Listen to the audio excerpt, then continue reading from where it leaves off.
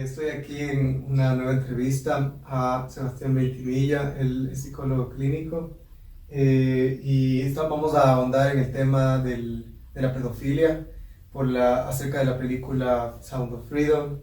Es una película de las más vistas, que más ha generado curiosidad en el público, y cuando yo la vi me daba la impresión de que el público lo que busca es lo de siempre, ¿no? Ver quién es el culpable y ya.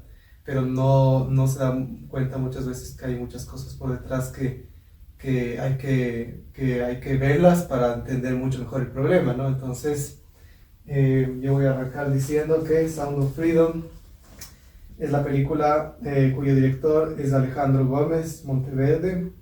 La producción es de Jim Caviezel, Eduardo Verástegui, Leo Severino, John Paul de Joria, Camilo Buendía. Recaudaron 217.3 millones de dólares. El productor ejecutivo es Mel Gibson, escrita por Alejandro Monteverde. Ya, Tim Ballard es es el personaje principal, pero él es el personaje real porque está basado en hechos reales, como todos ya deben saber. Él vivió en carne propia lo que se representó en la película. También es importante decir que la gente, los fondos fueron dados pidieron fondos a la gente, entonces la gente impulsó la película también. La intención de la película es de que no tenga límites ni políticos ni religiosos, eso es lo que justo vamos a hablar también. Alejandro Monteverde dice que hay una desconexión entre el público y los medios de comunicación. Es una película inspiradora. La audiencia sale de un estado de reflexión y sale inspirada, dice. Tim Ballard dice que en Estados Unidos hay un movimiento de sexualizar a niños, cambiar la palabra pedofilia por una más aceptable o más normal, y que eso incluso se lleva a cabo por la ONU. Entonces es súper controversial todo esto, ¿no? Y bueno, vamos a arrancar con ¿qué es lo que no se evidencia en la película acerca del problema del abuso infantil y tráfico de menores? Bueno, muy interesante la perspectiva de donde estás partiendo en esta película, como de por sí, qué es lo que no se evidencia. Ya estamos considerando que sí es una película sesgada, y en eso voy a compartir contigo. Yo vi la película y conozco también un poco al respecto de la controversia, del impacto y digamos, de este tema de que fue financiada desde el público y intentaron hacer que se revendan las entradas desde ahí mismo, y todo un movimiento de esta película, justamente buscando esta idea que comentas ahí de generar una reflexión. Y tal vez ahí sí, respondiendo a la pregunta, tal vez en esa reflexión no estamos considerando ciertas cosas elementales, como es la experiencia de la persona que está siendo secuestrada, de las niñas. Es una película en un sentido muy hollywoodense de realmente enfocarse en el héroe, ¿no? En el héroe que está haciendo todos los actos de salvador, y realmente la experiencia de una persona que viva esta situación es psicológicamente mucho más compleja que la que se expresa en la película. Entonces podría responder que no se evidencia esa complejidad, el hecho de como la niña que fue secuestrada, el rato que regresa a su hogar, parece que está todo bien, que de repente, con tal de que me saquen de mi secuestrador, ya todo queda en paz, le abraza el papá y después está feliz. Y la realidad de esta clase de situaciones es que no es fácil el retorno a la normalidad. O sea, existe, bueno, desde el síndrome de Estocolmo, en donde van a sentirse de alguna manera o atraídas o protegidas, o van a sentir en un sentido positivo por su secuestrador después de bastante tiempo, y también va a ser complejo el retorno. También podría sentirse decepcionada por el padre por haberle dejado caer en esa situación. No creo que lo normal sea una forma de simplemente contarle que regreso, estoy bien. Entonces, uno de los temas que no se evidencia es la naturaleza compleja de la persona que secuestrada, Y tampoco se evidencia el hecho de que en la mayoría de los casos realmente son los padres o alguna persona cercana al niño o a la niña que está siendo, digamos, traficado, la persona que le mete en estos estados. Entonces esto sí es tal vez es una, no sé, es una omisión. Y bueno, eso yo quiero reconocer que hace de la situación algo mucho no más... me gustó la película y hay cosas que encuentro simple, parece más clarito, está, bueno, este es el malo, proponiendo las facilidades también es una película. Y sí creo que hay un valor grande, menos en el hecho de que tal vez a un público que es tal vez muy extenso y tal vez norteamericano, ignorante, que no tiene idea de que existe esta realidad, al menos ponerla en la mesa y decir esto existe, para mí sí tiene un valor, hasta ese punto tiene un valor. Pero olvidarse de estos detalles también traen problemas posteriores. Es bueno que ahora hayamos iniciado conversaciones al respecto y podamos decirle, algo falta en esta película. Eso sí creo que es una oportunidad, ¿no? Entonces es también un poquito peligroso pensar que cualquier rato me van a robar el guagua, ¿no? Que los padres de familia ahora en cualquier, no sé, en un pueblo adinerado de Washington puedan pensar que cualquier rato pasa un hispano y se les roba el guagua. Eso creo que es negativo en la película, esa manera de dibujar el bueno y el malo. Los personajes que son hispanos son todos corruptos o malos, incluso, el bueno que es que fue reivindicado, es personaje, como lo que decías, el malo es el que consume pornografía, que no cree en los valores familiares. Igual son personajes que o son reivindicados pero pertenecen a un mundo muy oscuro. Entonces es el malo hispano y el bueno es un personaje de familia y una sexualidad, la cruda realidad de las personas que viven este secuestro o tráfico de niños normalmente salen de familias. Son la propia madre o el padre o el hermano. Esos son los casos más normales, más comunes, que les ven. O son gente que ha sido abandonada por la mamá, abandonada por el papá, una negligencia muy grande de la familia, que terminan ahí sí siendo identificados y secuestrados. El caso de una niña que tiene un padre que le quiere y que sea secuestrado, como muestra en la película, no es un caso normal. Pero como la bandera de la familia, de esos valores, no decir que no existe, pero que también es porque mucha gente yo creo que siente incomodidad frente a personas que sienten una sexualidad distinta o que no tienen las mismas expectativas de vida sexual que las familias puritanas, ¿no? Entonces también se quiere, yo creo, poner un poco, ensalzar o como idealizar esto de nuevo para no tener que sentir las incomodidades que están sintiendo las personas cuando encontramos este tipo de sexualidades clandestinas o estos nuevos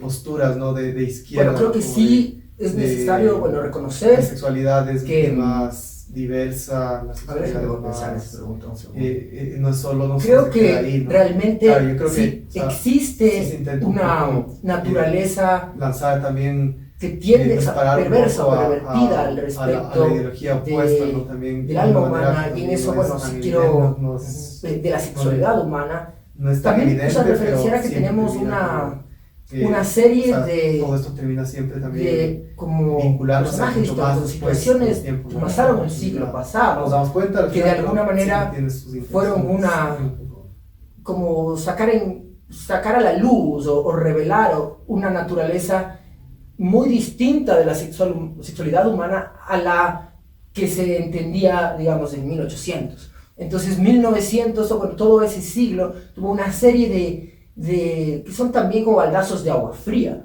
para sobre todo las sociedades puritanas que creían que realmente, digamos, estamos haciéndolo todo desde la virtud y que, no sé, somos ahora de repente una sociedad civilizada y, no sé, imaginar Estados Unidos, Europa en sus, digamos, contextos donde se ve mayor civilización y esta idea de que, ahí se ha superado o se llegó a, no sé, a controlar los impulsos más instintivos y tal vez violentos Y bueno, empezando con Freud, empieza una serie de balazos de agua fría, es decir, realmente no es tan simple la perversión o la sexualidad en esos contextos que son de alguna manera tal vez oscuros o no tan cómodos de hablar, es algo que es más común o es tal vez parte de la experiencia del alma humana. Entonces, o sea, no es que necesariamente, digamos, el hecho de que yo pueda tener una fantasías o que mi fantasía erótica tenga perversiones, no necesariamente va a derivar en que yo sea un violador o un abusador de niños. Pero sí puede ser una de las bases. Yo creo que es una situación natural esta perversión. El problema ocurre cuando pasa en un punto de la película ocurre esto, cuando al inicio está la persona que mueve la pornografía infantil y le está pidiendo el héroe, el policía, no recuerdo el nombre, le está pidiendo que le ayude a encontrar dónde están los niños. Y él dice, yo no actúo mis fantasías. Y creo que, bueno, esa es una parte que a mí me gustó ese detalle de la película, pese a que después realmente casi ni existe, ¿no? Pero, ¿dónde está el punto en el cual alguien que puede tener una fantasía la actúa?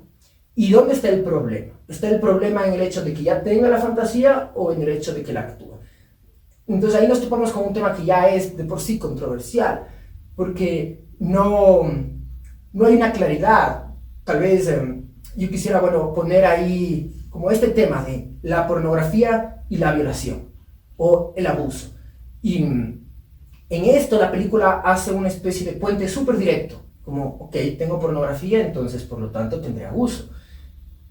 Eso no es necesariamente así y es controversial. Entonces, en un punto, esto, digamos, esta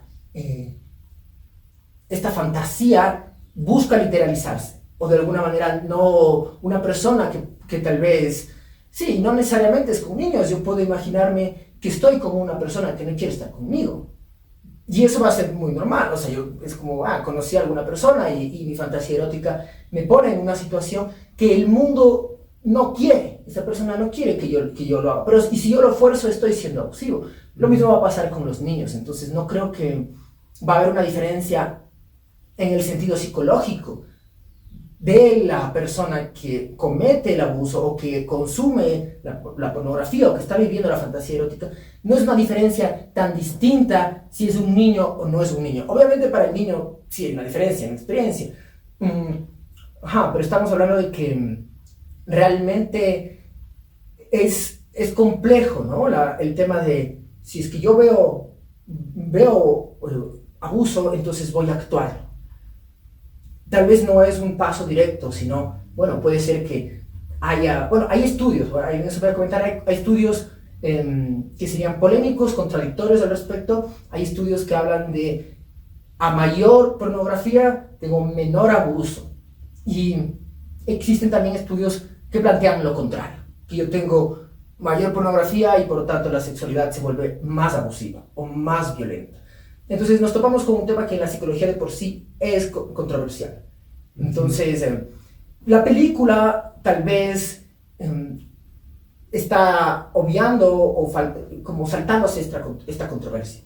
Y pone como el lugar en donde surge esta clase de problema, o el contexto donde surge el abuso, de una manera muy simple, ¿no? Está puesto en un mundo que, o sea, sale de Colombia, sale del tercer mundo, y de ahí simplemente es como alguien, no sé, secuestra a los niños. Está el caso de esta personaje, el personaje de la, que es Miss, creo que es Miss Cartagena. Esa sí es un personaje de la vida real, y de hecho, no sé si debe estar presa, pero estas cosas existieron de alguna manera. Claro que existieron. Nos estamos olvidando de el que paga, del consumidor, y de la naturaleza realmente de quién está comprando a un niño, y estamos viendo en la película mucho más quién lo está vendiendo. Y creo que, bueno, la película logra retratar algo del que está vendiendo, con un poco de prejuicios, porque son todos obviamente latinos, pero no logra retratar bien al que está consumiendo, digamos, al pedófilo. Realmente